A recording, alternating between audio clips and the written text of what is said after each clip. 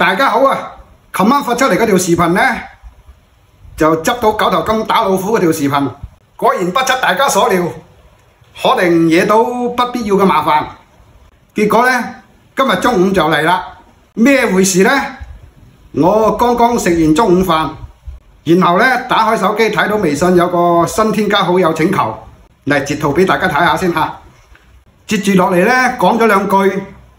就問我件事係咪真定假嘅，咁啊回覆佢之後，佢就話佢哋村呢係專業淘金嘅，佢可以組隊帶隊去，就等我嚟帶路，我只喺山口就得㗎啦。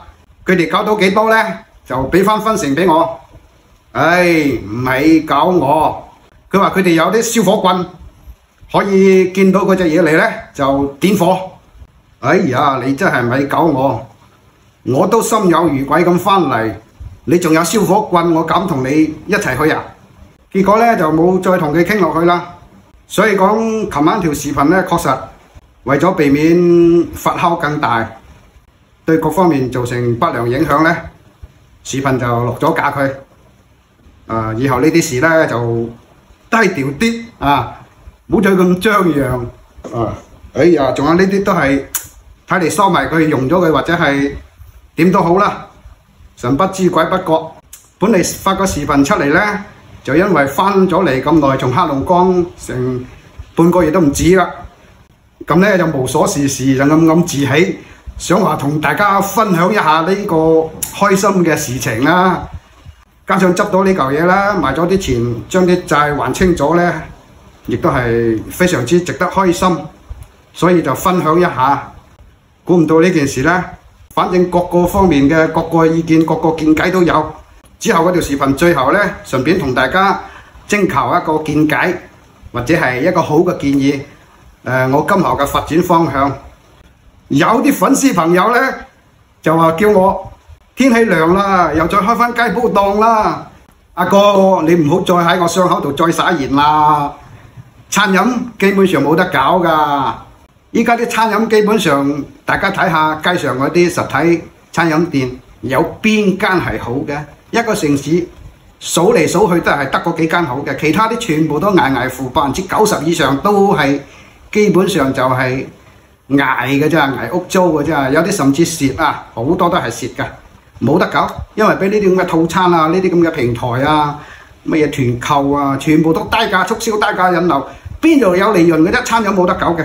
甚至小食攤有啲粉絲就喺評論區，我翻看咗嗰啲評論啊，又話建議我開嗰啲餐飲小食培訓啊，你教人哋教識人哋啊，學到啊，結果去擺小食攤或者係擺地攤，死啦！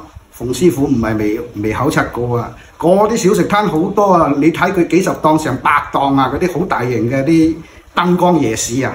基本上呢，旺嘅又係得嗰幾間，其他都係啄下拍下烏蠅咁樣嘅。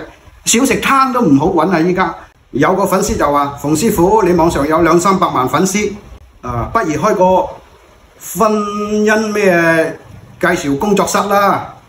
畢竟你咁多粉絲，其中可能好多都係單身人士，你幫佢拉埋天窗之餘，做個好事，同時亦都可以收翻多少介紹費。